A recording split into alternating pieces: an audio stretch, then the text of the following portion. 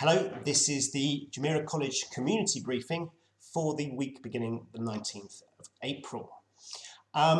It's lovely to be able to talk to you again.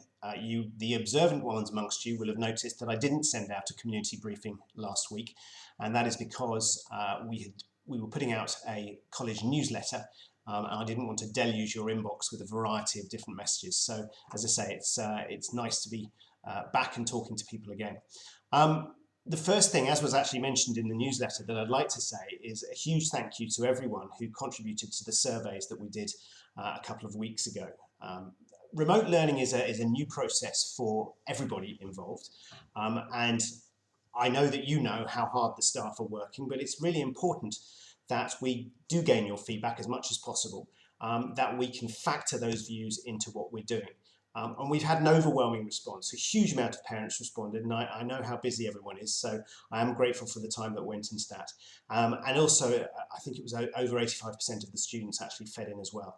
So that's really, really good. And I suppose the first thing to say is that it was so nice to get the overwhelmingly positive message that we're on the right tracks, that you're grateful for what we're doing, but that you are engaged in what you're doing, that the students are able to make progress in what they're doing. They understand the variety of techniques that are being used, and that's important.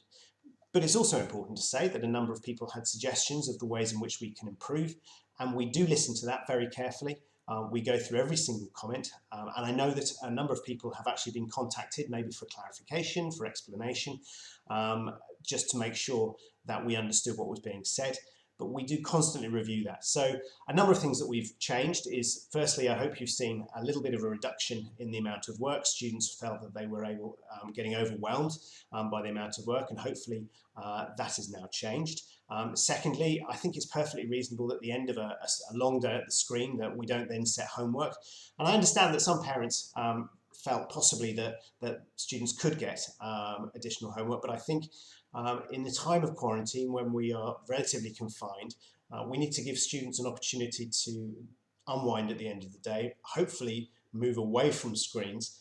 So that's the justification for that decision as well. And actually that leads on to, just so you're aware, another thing that I've asked staff to do is to think about how we can set tasks which do not require students to be looking at a screen. So maybe setting a task, giving them some time, 20, 25 minutes, who knows, to move away from the computer, to actually take their eyes off, because what we don't want is students that are simply staring at a screen for 7 or 8 hours a day. We all understand the health implications of that. So that is some of the things. We will be setting further surveys at the moment, though this may change, but the plan is to do some more surveys at the end of this week. And I'm really grateful for the couple of minutes that will take. I hope you've understood from what I've just said that how powerful that is and how formative in enabling us to understand how we can best meet students' needs and to continue to educate them for the remainder of this term. I'm also very grateful. It's been really nice to see the way in which students and some parents have been involving themselves in a variety of community activities.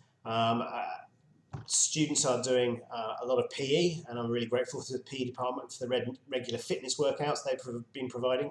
But we've also had competitions and other activities. A classic example is the art department's wonderful Instagram competition going on at the moment about who can recreate famous pictures using what they've got in the house. So I suppose the message is please do feel to engage in activities such as that. As we become more adept in the delivery of remote learning, all of the surrounding activities that we used to provide at Jumeirah College will hopefully be presented in another form. And they are really, really important, and hopefully will help to sustain students' and parents' motivation in what is a bit of a challenging time.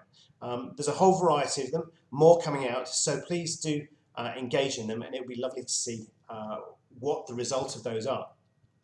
If you want to follow what's going on at Jumeirah College, we have a variety of social media platforms that we use. The main two, I suppose, well, main three are Facebook, Instagram, and Twitter, and there's a variety of accounts. Just Google Jumeirah College if you're new to any of those platforms, and hopefully you can see what is going on.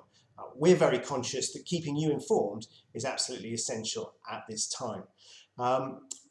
Just in relation to that, we will be launching the Charity and Service Committee have a Jewels of Kindness project they will be launching, and so there was a video coming out in relation to that in the next couple of days. And that's just really looking at the way in which we continue to support one another. As I've said before, and I reiterate, we are required to be physically distant, but that doesn't mean that we have to be socially distant. And there's a variety of ways in which we can continue to engage with each other, continue to see each other, and maintain that such an important part of Jumeirah College, namely our community spirit. I hope you are well. This is a challenging time, but it's been a delight to see the way in which everyone has risen to the challenges attached to this. Please keep giving your feedback as best you can. Stay safe, and I look forward to speaking to you again very soon. Thank you.